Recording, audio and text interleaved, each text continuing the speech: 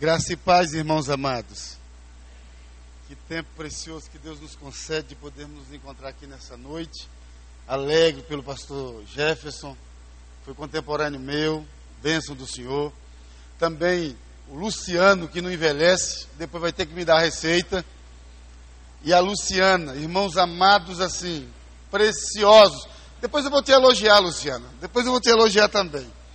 Mas são irmãos assim preciosos, de um tempo assim, irmãos que me abençoaram em Governador Valadares, irmãos que foram bênçãos na minha vida, tanto o Luciano como a Luciana, gente que investiu e que acreditou na obra que Deus havia feito na minha vida. Para vocês terem uma ideia, eu era um andarilho. Eu gastei 96 dias de caminhada de uma cidade de Pernambuco chamada São José do Belmonte até Governador Valadares. Eu e um outro rapaz chamado Cícero. Vou botar aí o parênteses, fechar, porque aí vai ser uma história para amanhã, tá bom? Só para você ter ideia. Então eu era um andarilho. Luciano e a Luciana acompanhou esse período assim de reestruturação minha, social, escola. Luciano foi um dos investidores da minha escola. Tá lembrado? Luciano foi um dos investidores aí. E eu sou pastor presbiteriano, irmãos. Eu sou pastor da igreja presbiteriana no Serrano. E eu fico em crise toda vez que eu falo que eu sou pastor da igreja presbiteriana no Serrano. Porque lá tem a igreja Presbiteriana do Glória, Céu Azul, Céu Anil, Vida Nova, e nós lá é só Serrano. Eu falei, irmão, vocês não tinham outro nome para colocar nessa igreja, não? A igreja do Serrano. Então, se você quiser aprender a serrar, você foi em Belo Horizonte, vai lá no Serrano. Tá bom? Tem chiclete aí, Jefferson? Tem não. Tá vendo? É só, já começa serrando, né? Mas eu queria, assim, compartilhar com vocês uma palavra que Deus colocou no meu coração, através do tema que o pastor Jefferson me deu. Eu quero convidar você a abrir a sua Bíblia no Evangelho de João, e você vai ver que parece que é tudo encomendado, mas não é. O Mateus leu esse texto em outro evangelho, no Evangelho de Mateus, mas eu quero ler aqui no Evangelho de João, capítulo 6, a multiplicação dos pães e dos peixes, confirmando a palavra que o Senhor Deus tem para o seu coração nessa noite. Que essa palavra visite lugares do seu coração nessa noite. Que você assim seja tocado, em nome de Jesus, através dessa palavra. Amém? E eu queria que você se colocasse de pé, para você descansar um pouquinho a coluna. Porque o Jeff mandou eu ficar à vontade, viu? E se já mandou ficar à vontade, eu já estou à vontade mesmo, viu? E quando manda nordestino ficar à vontade, ele fica à vontade mesmo. Eu espero não orar aqui para ressuscitar ninguém, tá bom? Tá para meia-noite. Brincadeira, viu, irmão? Brincadeira, não assusta não. Quando você pensar que não, já está acabando. Tá bom? Evangelho de João, capítulo 6. Nós vamos ler, irmãos, até o verso de número 14. Evangelho de João, capítulo 6, de 1 a 14. Eu queria que você pudesse me ajudar aí, lendo responsivamente, tá bom? Depois destas coisas, atravessou Jesus o mar da Galileia, que é o de Tiberíades.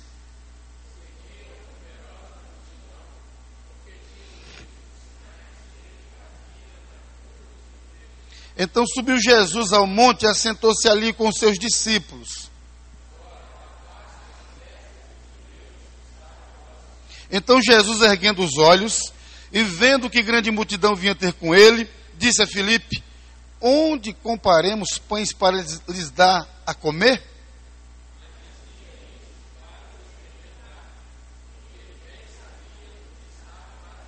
Respondeu-lhe Filipe: não lhe bastaria 200 denários de pão para receber cada um o seu pedaço.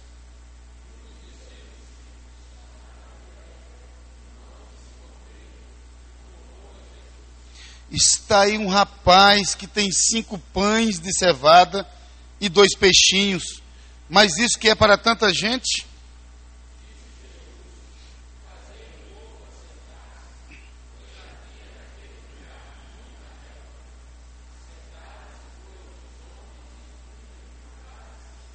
Então Jesus, tomando os pães e tendo dado graça, distribuiu entre eles e também igualmente os peixes, quanto queriam.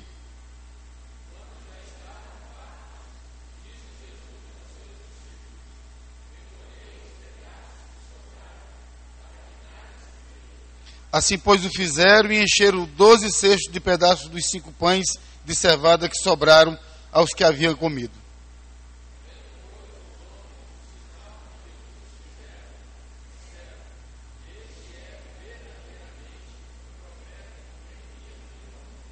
Pode assentar, querido, em nome de Jesus. Mantenha aí seu coração aberto. Olha aqui para mim, por favor, em nome de Jesus. Para fazer diferença, você não precisa de muito. Você pode repetir isso?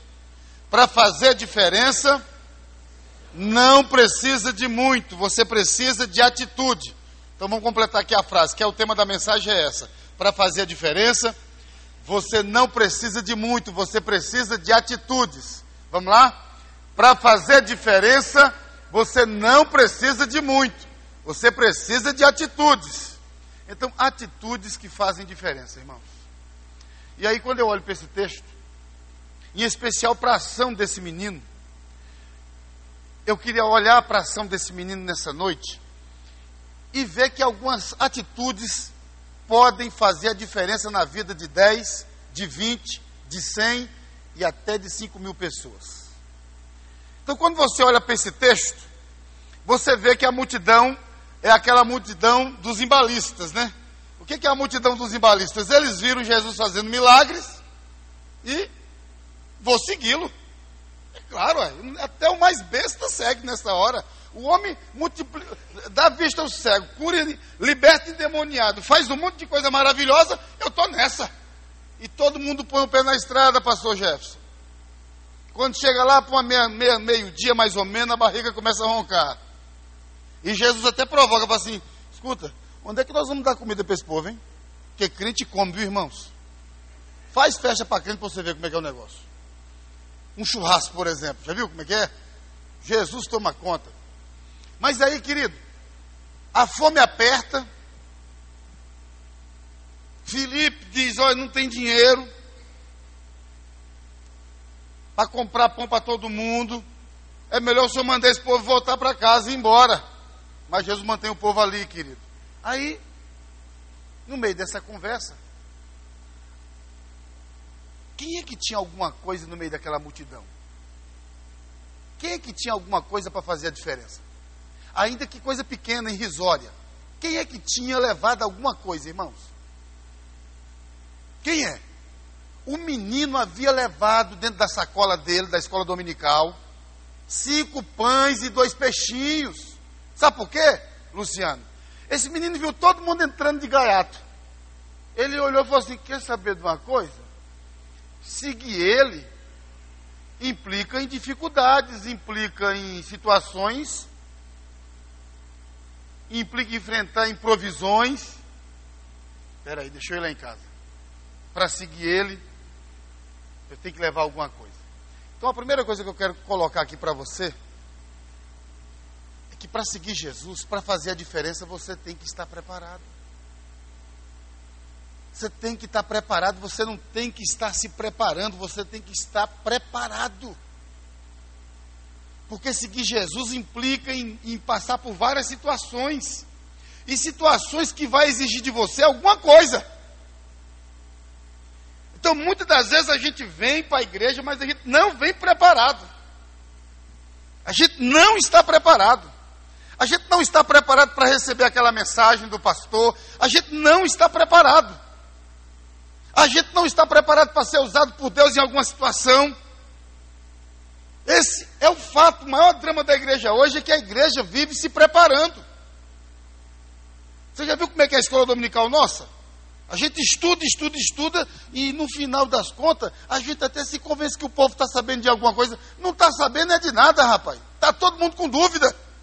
Se Deus é totalmente bom, se Ele é totalmente poderoso, se a predestinação é assim ou assado. Tem muitas igrejas presbiterianas que quando fala sobre predestinação, dá até nas tripas do indivíduo, de tanta dúvida que ele tem. Então a igreja, querido, tem que andar preparada. A igreja tem que parar de ficar se preparando e estar preparada, ainda que seja com o mínimo. Então deixa eu te contar essa aqui, ó. Nós fomos pregar lá na Bahia, na Marcha para Jesus. fizeram a marcha para Jesus, nos convidaram e a gente foi pregar lá na Bahia, num lugar chamado Piritiba. E ali naquele local, nós fizemos o culto ao ar livre, 5.000 pessoas na praça, foi um tumulto. Nunca vi tanta possessão de pessoas endemoniadas no meio, num só lugar. E não pensa você que é porque é na Bahia, não. Aquele lugar estava infestado, o negócio estava bravo lá. E o culto de encerramento na Marcha para Jesus, pastor Jefferson, seria na igreja presbiteriana. Uma igreja bonita, grande, muito grande. Aqui o telhado, o negócio aqui no meio assim, ó. Eu não sei se é de acrílico, o que é aquilo, mas é transparente, dá para ver lá fora. É umas telhas transparentes, de vidro ou de acrílico, eu não sei. E quem estava pregando? Eu estava pregando no final. Veio todos os pastores, Assembleia Batista, o púlpito ficou cheio de pastores, a igreja lotou de gente, botaram um telão lá fora, e eu estou pregando sobre a volta de Jesus, que a gente tem que estar preparado. E amém, o povo, amém. E comecei a citar aquelas parábolas da volta de Jesus, as 10 virgens, o ladrão da noite, o raio que sai do Oriente para o Ocidente, todo olho vai ver. Meu irmão, você está preparado? E o povo, amém. De repente, uma explosão. Pum! Mas pense na explosão. Não foi uma explosãozinha assim dentro da igreja, não. Foi um negócio lá para fora. E explodiu. Pum! Apaga-se as luzes da cidade, da igreja, de todo mundo. De repente, pastor Jefferson, todo mundo olha para cima, sabe por quê? Um rasgo de fogo no céu, passando por cima da igreja. Perfeito aquele raio assim, ó, bem devagarzinho passando. Será como um raio que sai do Oriente para o Ocidente, todo olho verá. Silêncio total dentro da igreja, lá no meio da rua, você não escutava nenhuma buzina de carro. De repente, o pastor da Assembleia de Deus dá-lhe um pulo e pense, se você já passou numa Assembleia de Deus na hora que eles estão glorificando, você já viu como é que é, né? Agora você pense em um pastor da Assembleia de Deus e com um monte de gente da igreja, dentro da Assembleia de Deus, dentro da igreja presbiteriana, quadrangular, batista, aquele monte de gente misturado, e o pastor dá aquele grito assim, Jesus! Não vou gritar aqui não, senão vai estourar seus tipos. Foi um grito que foi de arrepiar aquele grito. Jesus! Jesus, não me deixa não! Ah, meu irmão! Aí foi uma loucura de quebração de banco, de tudo. Eles acabaram com a igreja. Eu nunca vi tanta gente desmaiando no meio dos... A sensação, a nítida sensação é, Jesus veio e nós sambamos. E foi uma... Aí chamaram os bombeiros, a polícia, irmãos, e demorou mais de 1 hora. Não espalha para ninguém, não. Mas até eu, detrás do púlpito, como calvinista, eu fiz um check-up também, ué. Falei, Deus, eu sou predestinado, eu creio. Misericórdia. Eu estudei isso com o reverendo Dom Carlos, lá em Valadares. Você lembra, Luciano? Ué, com Alcino. Não. Rapaz, e quando a polícia chegou, querido irmão, olha, a igreja estava de perna para o ar. Quando acendeu as luzes, o que tinha de pastor desmaiado não era brincadeira. Espalha para ninguém também não, viu? Segredo nosso. Pode? Eu posso contar? Amém? Ninguém está gravando, não? Quando eu olhei o pastor da igreja presbiteriana lá atrás da bateria desmaiado. Calvinista. Predestinado. Aí ele acordou, veio assim perto de mim assim. Ok, irmão. Não conta para ninguém não, viu? Mas eu não estou falando o nome do cidadão nem nada, tá bom? Então você fica na paz. Mas nessa hora, meu irmão, você está entendendo que hoje a igreja ela precisa de um despertamento e que a gente tem que estar pronto mesmo? Você já percebeu que a gente tem cultuado Deus, que a gente tem servido o Senhor como se Ele fosse ainda demorar 2000 anos? Já pensou se você cultuasse Deus hoje pensando e crendo que fosse o último culto da sua vida? Como seria? Esse moço vai fazer toda a diferença na vida de 5.000 pessoas porque ele estava preparado. Ainda que com algo insignificante, pequeno, limitado. Mas daquelas multidão que estava lá, o único que tinha alguma coisa para fazer a diferença era aquele menino. Olha que preciosidade, irmão. Para fazer a diferença, repita, para fazer a diferença, você não precisa de muito, você precisa só de atitudes. O que você está esperando, meu irmão, para fazer a diferença? Deus não já te abençoou, Deus não já te deu, o que você está esperando? O que você está esperando para fazer a diferença dentro da sua própria igreja? O que você está esperando para fazer a diferença onde você trabalha, onde você mora? O que você está esperando? Segunda coisa que eu preciso aprender e você também precisa aprender. Então, primeira coisa, o que é? Tem que estar? Você está preparado? Se um anjo tocar, está preparado? Hã? Não vai acontecer não, tá? Aqui não vai acontecer não. Aconteceu lá que eu não sei porquê. Aí deixa eu completar aqui, senão você vai... Eu não entendi o que houve a explosão. Foi Jesus mesmo que voltou? Não, não foi Jesus que voltou. Piritiba fica debaixo de uma montanha, tipo Valadares, mas bem encostada mesmo. Valadares ainda está depois do Rio Doce, mas Piritiba é assim na loca da montanha. E o transformador de energia que abastece a cidade é lá em cima da montanha. Ele, cargas d'água, explodiu e chamou fogo para cima da cidade, aquele rasgo de fogo passando, né? E eles tiveram então essa sensação de que Jesus estava voltando. Quando a luz voltou, banco para cima, eu nunca vi tanta gente desmaiada. Misturou tudo, ninguém sabia quem era presbiteriano, quem era batista, quem era da Assembleia de Deus. Está tudo desmaiado mesmo, né? Ninguém tem assim na testa, né? Assim, ó, eu sou calvinista. Está todo mundo desmaiado lá na hora. E aí o pastor da Assembleia de Deus pega o microfone da minha mãe e fala assim, eu vou usar a linguagem que ele usou aqui. Ele falou assim, queridos, o pastor acabou de pregar que nós temos que estar preparados. Eu tenho que ir para o hospital, mas antes de eu ir para o hospital eu tenho que falar isso aqui, porque ele foi para o hospital mesmo. Ele estava tremendo. Ele falou assim, ó querido, no meio daquele escuro, eu senti que Jesus tinha voltado. E eu pensei, eu vou dar uns pulos aqui, quem sabe eu pego um bigu. Bigu é carona. Ele falou assim, na mente dele assim, eu dou uns pulos, quem sabe eu engancho e subo. Ele falou, pulou e viu que não estava subindo, aí gritou, desesperou. Ele deu esse desespero geral. Jesus não me deixa não. Porque ele estava dando uns pulinhos escondidos assim, tipo, eu pulo, engancho e subo. Ele chama isso de bigu lá, bigu. Eu estava pulando para pegar um bigu. Então a primeira coisa, querido, a gente tem que estar preparado, amém? Preparado, querido. Preparado para as improvisões. Tem muita gente esfriando na fé, tem muita gente perdendo a visão da missão de pregar o evangelho por não estar preparado. Por estar levando assim no oba-oba. Por estar assim tão seguro em Jesus, parece que é, né? Entre aspas. Parece que confia tanto em Jesus que relaxou com a vida. Por exemplo, eu sou predestinado. Né? Aí eu não vou orar mais, não vou ler mais a Bíblia. Vou vir um domingo sim, outro um domingo não na igreja. Quem falou que predestinado pensa assim, meu irmão? Quem falou que a doutrina da predestinação ensina isso?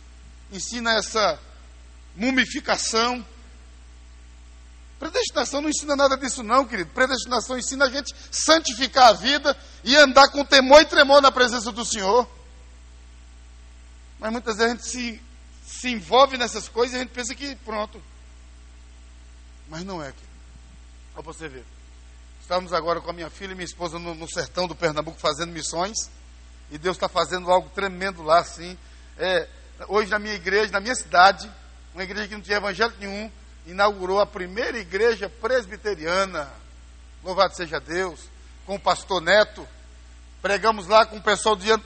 E olha para você ver como é que Deus é tão maravilhoso. Sabe quem eles levaram lá? O Diante do Trono. Eu fui o pregador oficial de todos os eventos do Diante do Trono lá no sertão. A Ana Paula gravou três músicas no projeto Fonte do Deserto, que talvez se eu tiver um tempo eu vou falar sobre isso aí. Julho do ano que vem a gente vai ter um congresso lá no sertão. O Diante do Trono doou todo o show, toda a montagem do show, e o pastor Jeremias vai ser o pregador desse congresso. A gente tem uma expectativa de juntar 20 mil pessoas na minha cidade. Mas olha, levei uma turma para lá de Belo Horizonte, treinei os caboclos, ensinei, mostrei como é que é o negócio. Aí quando chegamos lá no culto, o irmão senta perto do seu Firmino. O seu Firmino é daqueles camaradas que eles pedem alpercata de couro, parecendo um cangaceiro. Unha de jacaré, aqueles negócios assim. Aí o Fernando senta perto dele e fala assim, o senhor senhor é crente? Graças a Deus. E ele já foi dando testemunho. Eu era alcoólatra, eu batia na minha mulher, e eu era pistoleiro aqui, e Jesus me transformou a minha vida, e glória a Deus. E o senhor mora onde, seu Firmino? Ele falou assim, eu moro 14 quilômetros aqui de distância. E o senhor vem quantas vezes no mês no culto? Ele falou, como é que é? O senhor vem quantas vezes no mês no culto? Eu falei, venho todo culto, todo dia. Todo dia o senhor vem? Vem. O senhor anda 14 quilômetros? É. Terça-feira o senhor está aqui? Tô. Quinta-feira o senhor está? Tô. Domingo nós vamos? Tô. À noite? Tô. Desde que eu me converti, tem 10 anos, eu nunca faltei um culto. Graças a Deus. E aí o Fernandinho, o abençoado do Fernandinho, fala assim, mas deixa eu falar uma verdade para o senhor. Olha a verdade que esse cão vai falar. Deixa eu falar uma verdade. Por exemplo, eu moro lá em Belo Horizonte, eu moro do lado da igreja. Se eu for terça, eu não volto quinta. Se eu for quinta, eu não vou no domingo de manhã cedo. Só vou à noite. Precisa não, isso não, moço. Aí eu quase dou na orelha dele assim, que eu cheguei por trás e vi ele conversando. Falei, Deus não vai deixar barato. Aí seu Firmino, com aquela voz do campo, aquele homem lá, o beiradeiro lá do sertão, ele olhou para o Fernando e falou assim, eu não sei quem foi o Jesus que morreu por você, viu? Mas o meu que morreu por mim, o que eu estou fazendo é nada. Eu quero morrer ou saindo da minha casa indo para a igreja, ou saindo da igreja e voltando para a minha casa. Tomou, Fernandinho? Sabe por quê, querido? A gente tem que estar preparado. A gente tem que estar preparado. Depois que a gente chegou aqui em Belo Horizonte, o pastor Neto ligou para mim e falou assim, ô rapaz, eu estou muito triste. Foi o que foi? Papai, peguei o carro segunda-feira, ia lá na cidade. No meio da estrada, eu estou vendo uns pés para fora da estrada assim, ó. Eu pensei que era um bêbado. Quando eu cheguei lá, o seu Firmino, rapaz, caído no chão, abraçado com a Bíblia, morto. Enterrou ele do jeito que ele estava. Não colocou nem roupa nova, que ele não dura a mão agarrado na Bíblia. Que coisa tremenda, irmão. Que testemunho de vida. Que coisa impactante isso. A gente poder renovar novamente esse nosso prazer, essa nossa avidez pelas coisas de Deus. Então, primeiro tem que estar o quê? Preparado. Você está preparado? Toca no seu irmão e fala, você está preparado? Segura aí, caboclo. Agora, querido, o tema é atitudes que fazem diferença. A primeira atitude tem que estar preparado. Tem que estar com alguma coisa, querido. Dispondo para o Senhor. Tá bom? Seja pequeno, mas tem que dispor. Agora, a segunda coisa que eu vejo desse menino aqui, querido, além dele estar preparado, pergunta número 1. Monta aqui comigo o cenário. Você tem que me ajudar. 5.000 pessoas. Primeira pergunta. Crente fala muito ou pouco? Hã? Não é? Crente fala muito. Está todo mundo concordando assim? Fala. Fofoca muito, né? Terrível. Agora, misericórdia mesmo, né? Agora, segunda coisa. Crente com fome fala muito ou fala pouco? Fala muito ao quadrado. Porque murmura, Luciano. Reclama. Mas que coisa, está demorando. Pastor não para de pregar, não, mas pelo amor de Deus, por que trazer um nordestino lá do sertão? Né? O professor, a gente sempre fica, até na igreja a gente murmura. O som está alto, e cantou demais da conta. Eu até estranho aqui, cantaram 3, viu? Eu estou indo em algumas igrejas aí que no mínimo é 12, repetindo 2 vezes cada letra. E depois o pastor chega para a gente e fala assim, irmão, só 5 minutos, viu? 10 minutos, viu? Misericórdia, né? Então o crente com fome fala muito ao quadrado, tá bom? Certo? Como é que esse menino ficou sabendo que havia um problema? Como é que ele ficou sabendo que havia uma dificuldade? Como é que ele ouviu aquela conversa entre Filipe? Porque o texto diz assim, está aí um menino que tem 5 pães e 2 peixinhos. como é que esse menino ficou sabendo que havia uma necessidade, que havia um problema? Se ele tivesse lá em Cabrobó, ele escutava o que estava acontecendo? Dava para escutar, por acaso? Todo mundo falando, todo mundo reclamando, pedindo pão. Oh, que hora que ele vai multiplicar o negócio aqui, gente? Que hora que ele vai fazer? Eu já não aguento mais. Ai, meu Deus. Você sabe por que ele ficou sabendo, Luciano? Porque ele estava próximo. Ele só ficou sabendo, pastor Jeff, porque ele estava próximo. Ele só escutou porque ele estava próximo. Com isso eu quero dizer, querido, que a gente precisa desenvolver uma intimidade com Deus. Que a gente precisa estar assim, coladinho em Jesus. Que a gente está muito distante, a gente está lá pela periferia. Que muitas das vezes o culto que a gente está oferecendo é culto da periferia. A gente não se liga, a gente não se entrega.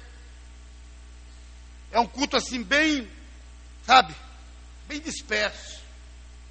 Aqui não deve ter mesmo não, graças a Deus. Mas quantas igrejas na capital em Belo Horizonte, o pastor está pregando, os cabas estão lá no videogame, ó. Jogando. Zipando, sei lá o que é aqueles negócios. No meio da igreja. E vai o diácono reclamar para você ver? Vou falar para o meu pai.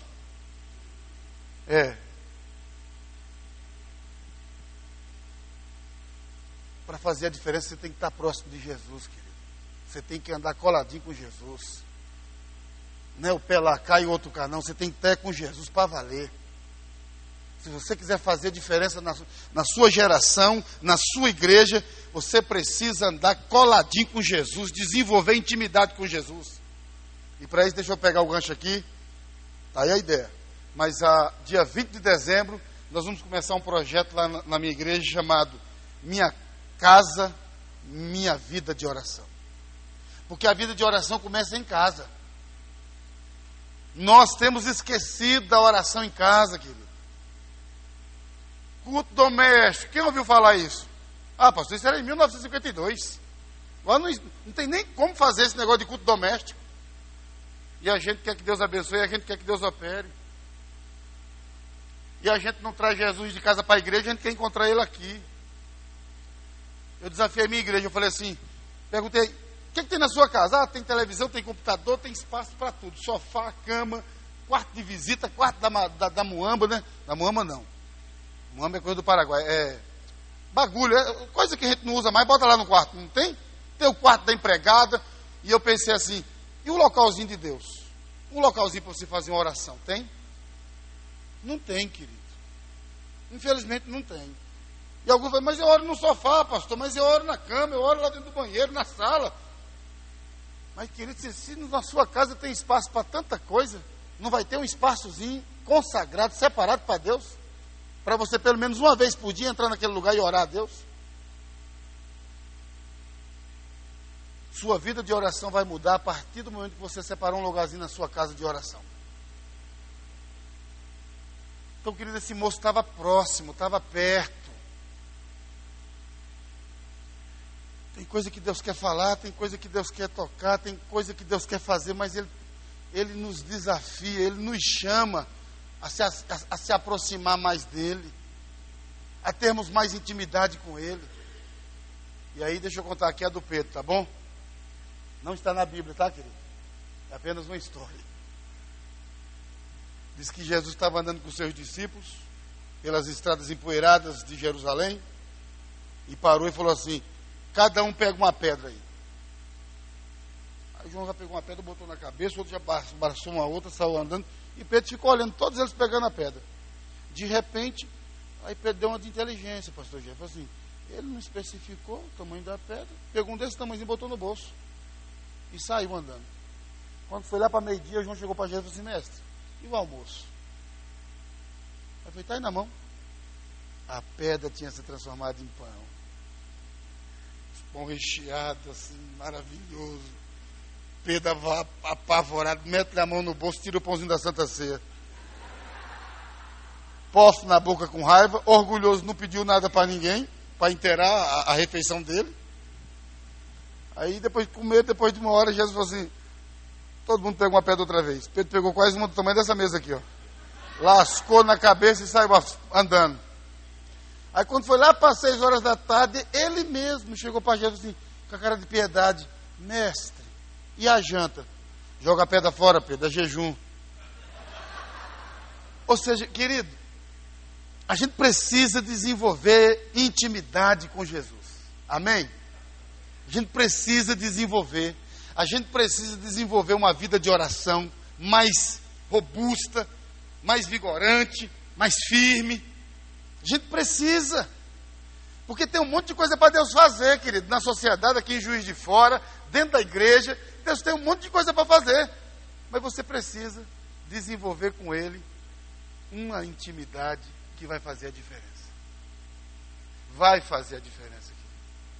Você não tem que dizer que você é da primeira igreja. As pessoas vão saber que você é da primeira, que você é de Jesus. Mas tem que aprender a desenvolver intimidade com Jesus. Essa é uma geração que cultua na periferia. Se tiver o louvorzão, pula. Mas na hora do negócio sério, todo mundo pula fora. Esse rapaz ficou sabendo, sabe por quê? Porque estava perto de Jesus. Amém? Você está entendendo? Você está entendendo que eu vim de Belo Horizonte para falar com você que você precisa desenvolver uma vida de oração? Que você precisa andar mais próximo de Jesus? Você sabe de tudo quanto é coisa no Face, na internet, mas você sabe pouco da Bíblia. Sabe pouco de Deus. Sabe pouco de Deus. Terceira coisa. Amém? Dá para aguentar mais aí? Tá? É que não só tem que estar preparado, não só tem que estar pertinho, coladinho com Jesus, ó, comunhão, né? Intimidade, mas você tem que se apresentar. Você tem que se apresentar, você tem que dar a cara. Você tem que parar de ficar por trás. Você tem que vir para o meio. Você tem que pegar e botar a mão na massa. Criticar é fácil, meu irmão. Levantar os defeitos é fácil. O difícil é você se tornar parte do conserto desse defeito, em nome de Jesus. O difícil é você investir, colocar ali o seu joelho diante de Deus para que haja uma mudança. Esse moço poderia fazer o seguinte: quer saber de uma coisa? O que eu tenho foi o que trouxe, né? Não devo nada a ninguém. Vou comer o meu agora, e os outros se viram. Mas ele se apresentou, rapaz. Está aí o rapaz. Está aí o rapaz que vai fazer a diferença para 5.000 pessoas. Está aí a moça, está aí o rapaz, está aí a pessoa. Você pode, querido, fazer a diferença na sua geração e no seu tempo, em nome de Jesus. É só você se apresentar. Não é se apresentar como aqueles faziam, eis-me aqui e viu meu irmão, né? Não, é você mesmo. Nós tivemos agora, eu, minha esposa e minha filha na Bahia, no sertão da Bahia. Nós chamamos algumas pessoas para ir conosco nesse trabalho. Abrir um trabalho no sertão da Bahia não é brincadeira. E ninguém, irmãos, teve tempo, disposição, nem mesmo de dar uma oferta. Foi eu, minha esposa e minha filha. Chegamos lá diante daquela miséria total. Os meninos tudo nu, no meio da rua. Minha filha chegou para mim e falou assim: pai, a gente tem que fazer alguma coisa, pai. Olha esses meninos, pai. Eu falei: o que vocês vão fazer, Rafaela? Ah, me dá um dinheiro aí que eu vou lá no mercado. E aí nós fomos no mercado, ela comprou umas bolas, vários sacos de bala, ensacou todos e fez a propaganda para um menino só, não foi? Um menino desse tamanhozinho. Como é o nome do menino? Catapilão. Olha o nome que a mãe botou no menino. Catapilão. Olha o tamanho do menino, Jefferson. É desse tamanhozinho o bichinho. E a Rafaela falou assim: ô Catapilão, fala para os seus colegas que daqui a pouco nós vamos fazer uma reunião aqui, um culto, e que vai ter umas balas. Catapilão, o primeiro missionário lá do sertão da Bahia. Quando abrimos a porta, não foi, Rafaela? Eu nunca vi tanta criança e o catapilãozinho na frente. Primeiro sou eu. Ele foi lá e chamou todo mundo. E aí que começamos um trabalho exponencial, rapaz. Catapilão. Primeiro missionário. Pelado. Nu. Foi lá e chamou. Deu um menino que eu nunca vi tanto menino. E não só os meninos, como as mães e os pais voltaram para o culto à noite. E aí no corpo foi ninguém. E a gente ficamos 15 dias lá. E eu não sei se você acredita. Mas está aqui minha filha de testemunho. Chegamos lá, a mulher falou assim: aqui tá ruim o negócio. Já tem vários meses que não chove. O que foi plantado está tudo se perdendo por causa da seca. E nós olhávamos para aquele sol assim, o sol estava queimando. E ela contando isso para minha esposa, para minha filha, para minha ali e tudo. Aí eu falei com ela assim: mas hoje vai chover.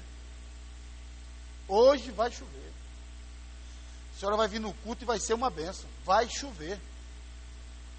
Vai chover. E aí aquela senhora estava sentada lá fora, no sofá lá na sala. Quando ela saiu para a porta, ela falou assim: quem é o senhor? Eu falei: eu sou pastor presbiteriano, calvinista, predestinado, criado com abóbora, jerimum e leite. Ela falou assim, eu falei: por que a senhora está perguntando? Ela falou assim: veja o senhor mesmo, quando nós saímos para fora, né, Rafaela? Tudo escuro, Luciano. Se era meio-dia, ficou tudo escuro. E tome água. A minha esposa falou comigo assim: aí, mas se orou para chover, o pessoal não vai vir no culto, não. O pessoal não vai vir no culto, não. Está chovendo, né? Em Belo Horizonte é assim: o pessoal chove, o pessoal não vai, não. Chuva atrapalha. Chuvas de bênçãos atrapalha. Aqui ninguém não atrapalha, não, né? Graças a Deus, né? O pessoal vem mesmo. Aí quando deu 6 horas da tarde, o povo lotado, de não caber ninguém. E os que ficou no meio da chuva? Eles ficaram dando graças a Deus. E foi assim uma bênção, querido, aquele trabalho. Agora, em dezembro, nós vamos receber um grupo aqui em Belo Horizonte. Dar assim uma oportunidade para eles conhecerem o que é uma capital. Dar uma oportunidade assim, o que é um shopping. Porque lá a gente fala shopping, eu falo: o que é isso? Shopping. Shopping é um lugar grande. Do tamanho da minha casa? Casa de 2 cômodos. Eu falei: não, o shopping é umas 50 mil vezes isso aí, ó. Eles não têm noção do que é um shopping. Então nós vamos trazer um monte de gente para Belo Horizonte, dezembro, para eles passar o Natal lá. E receber um presente. Não de Papai Noel, viu? Mas de Jesus. Mas você está entendendo que você precisa se apresentar? Que por mais que você diga não pode fazer, você pode fazer alguma coisa? Por mais que você diga que você não tem, você tem para fazer alguma coisa? O que nós levamos foi pouco. Para a necessidade daquele povo foi pouco. Mas fizemos muito para a glória de Deus. Ao passo de deixar um trabalho, querido, estruturado. Deixar um trabalho com mais de 60 pessoas adultas frequentando. Isso começando com a visão da minha filha com respeito às balas e o catapilão, primeiro missionário. O menino. Aguenta mais um aí? Não, né? Jefinho tá com cara que vai aguentar, não. Aguenta, Jefinho. Outra coisa que vai fazer a diferença, meu irmão. Ó, preparado. Como é que é? Repete. Preparado. Próximo. Se apresentar. E quarto. Bem feito. Eu não mandei. Vou comer agora meu lanchinho sozinho ali debaixo daquela árvore. E vou assistir de camarote a negada se danar. Não foi assim o pensamento do menino? Não era dele o pão? Foi só ele que levou? Por que os outros não levou? Então cada um tem sua responsabilidade. Então esse menino já podia se retirar para debaixo da árvore e ficar ali comendo o lanchinho dele tranquilo. E fazendo até fica. Não mandei vir. Não mandei esquecer. Não mandei não orar. Mas esse menino, irmãos, ele é movido de uma compaixão tremenda. Pensa aqui comigo. Concorda que todo mundo estava com fome? Sim ou não? Porque o texto diz que todo mundo estava com fome. Segunda pergunta. Concorda que esse menino também estava com fome? Sim? É difícil um adolescente dividir, né? Difícil. Mas também é difícil certos adultos também dividir por causa do egoísmo. Esse menino também estava com a mesma fome, Jefinho. Mas em vez dele pensar nele, primeiro ele pensa nos outros. E quando ele pensa nos outros, ele se apresenta diante de Jesus e coloca na mão de Jesus aqueles pães e aqueles peixes. Ou seja, ele está dizendo que o problema daquele povo é meu problema. A dor daquele povo é a minha dor. A necessidade daquele povo é a minha necessidade. Como que eu vou ignorar? Como é que eu vou dizer que não é meu problema também? Como que eu não vou me envolver? Como que eu não vou me envolver? Você já viu quando passa coisa missionária na igreja? Tem gente que até ri. É porque nunca foi para o campo. Não sabe o que é o campo. Não sabe o que eles estão padecendo. Não sabe o que eles estão sofrendo por levar o evangelho a Jesus. E você, querido, e eu, nós somos fruto, nós somos herdeiros de missionários que vieram. Simonton veio, se esvaziou, abdicou de tanta coisa, de tantos privilégios para poder vir para o Brasil, para plantar a semente do evangelho. Então, querido, todas as vezes que a gente olha para a necessidade de missões, para a necessidade da pregação do evangelho, e que a gente olha e diz assim, por que eu deveria me envolver? Eu já sou salvo mesmo. Você já parou para pensar que a gente está vivendo um evangelho egoísta? Pelo menos do ponto de vista espiritual. A gente não consegue compartilhar a nossa fé e a nossa experiência com outras pessoas. Parece que aquelas pessoas não precisam se converter. Esse menino está olhando e está dizendo, espera aí, gente, o problema deles é meu problema. A necessidade deles é a minha necessidade também. Não posso ficar de fora. Ainda com pouco. Não posso ficar de fora, eu tenho que participar. E eu vou participar para fazer a diferença. Amém, querido? Então, quando você olhar, deixe de olhar para o seu próprio umbigo e olhe em sua volta, e você vai perceber que tem pessoas que precisam também do evangelho. Olha para você ver um dia desse. Estava chegando na minha casa, descendo a rua, com a bolsa pesada, estava vindo de um trabalho lá em São Paulo, Presidente Prudente, longe demais da conta, eu estava muito cansado. Foram 3 dias de trabalho na primeira igreja lá. E eu estou voltando, de repente, um monte de pano e papelão numa calçada assim. O cara levanta a cabeça, ô doutor, vamos um dinheiro aí para mim? Falei, tenho não. Eu falei, não tenho não. A igreja lá me deu uma oferta. O que isso configura? Mentira. Eu não tenho. Mentira. Não importa o grau. É mentira. Certo? Alguém se aproxima para você e pede, não tem não. Não vou dar agora não. Hoje não. Pronto. É o direito seu. Agora você falar que não tem, já configura mentira. E eu não tenho. E minhas pernas começaram a pesar, irmãos. A consciência começou a ficar perturbada. E as pernas estão pesando, Jefferson. Eu estou caminhando. Eu falei, Deus, botei a bolsa e falei assim, o senhor dá licença?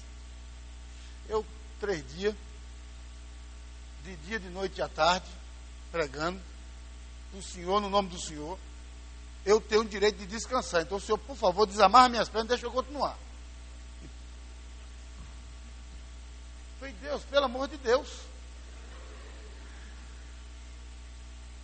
O Espírito Santo estava agarrado na minha camisa. Graças a Deus. você mentiu, volte lá, volte.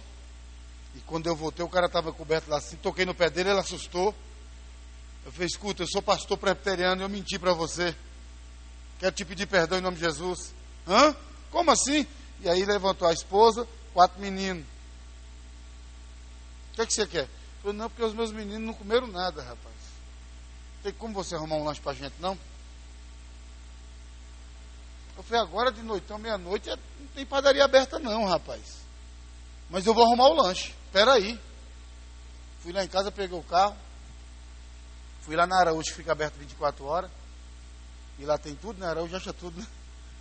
Aqui tem Araújo? Não tem nada a ver com Araújo. Viu? Sou pastor presbiteriano. Mas só para... Fui lá na Araújo, elas ficam abertas 24 horas lá em Belo Horizonte.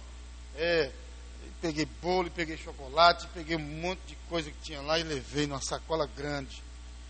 A meninada acordou e eles estão comendo e eu estou evangelizando. Estou mostrando o plano da salvação. No final, eu pensei que o cara estava comendo. Eu falei, você quer só comer mesmo, não quer ouvir o evangelho? Eles não esboçavam nada, e eu estou falando.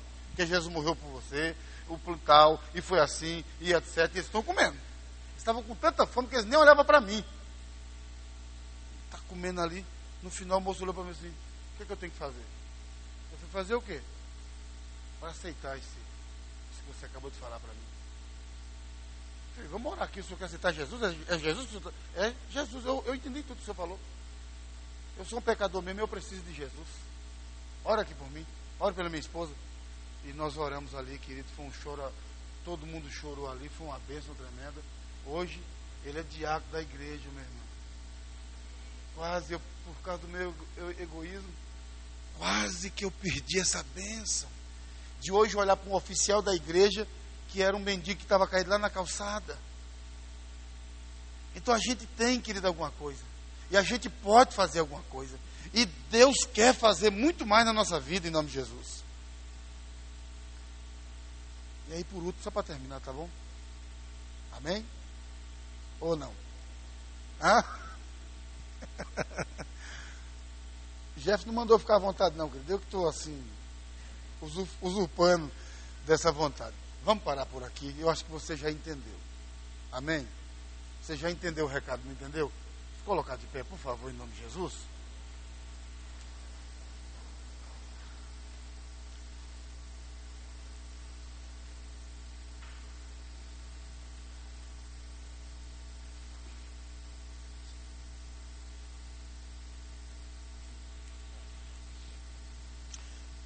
E aí, querido, como esse jovem,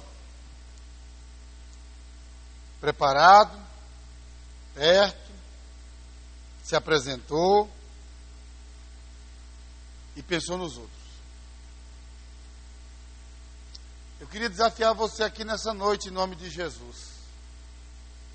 Você que entendeu essa palavra, você que entendeu essa mensagem, e você que quer assumir um compromisso com Jesus, de fazer diferença em nome de Jesus.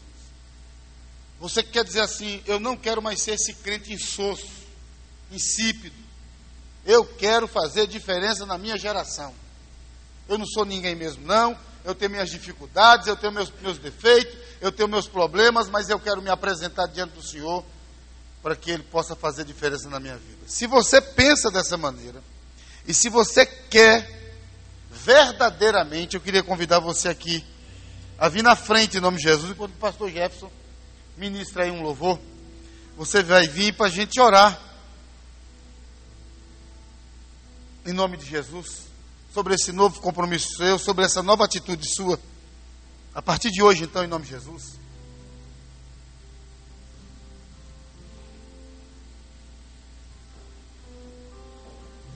A canção é antiga, conhecida, mas a oração pode ser novidade para o Senhor nessa noite. Sonda-me, Senhor, e me conhece, quebranta o meu coração. Queria que você tivesse coragem, que você conforme viesse aqui em nome de Jesus. a tua palavra, e enche-me até que em mim consolidar a sua vida, querido. Sorte. Você precisa consolidar a sua vida. Usa-me, Senhor. Usa-me como um farol que brilha à noite, como ponte sobre as águas, como abrigo no deserto, e como flecha que acerta o alvo. Eu quero ser usado da maneira que te agrada, qualquer hora, em qualquer lugar. Eis Usa aqui aqui a minha vida, usa-me, Senhor, usa-me. sonda Intimidade que o Senhor quer quebrando com você, querido. Transforma Intimidade. Enche-me e Abra os olhos. usa-me, Abre os olhos. sonda-me, quebranta-me, transforma-me, enche-me e usa-me, Senhor, e usa-me, Senhor. Se você quiser, venha. Saia do seu lugar e oramos nessa noite, Senhor Deus. Ô Senhor. Ô Senhor. Levanta aqui, Senhor Deus, uma geração de jovens compromissados, comprometidos, ó Deus, com a oração, com a vida de santificação e com a pregação do Evangelho, Senhor Deus. Levanta aqui, Senhor Deus, fundamentos, esteios, que vão fazer diferença aqui para a glória do Teu nome. A exemplo desse menino, que o Senhor levante aqui também moças e moços, cheios do Espírito Santo do Senhor, gente que vai fazer a diferença, Senhor, gente que vai ser usado pelo Senhor de maneira poderosa, gente que vai abalar, a começar dentro das suas casas, em nome de Jesus. Derrama sobre eles, ó Deus, a Tua bênção e a Tua graça, e sobre essa igreja, Senhor Deus, abençoe.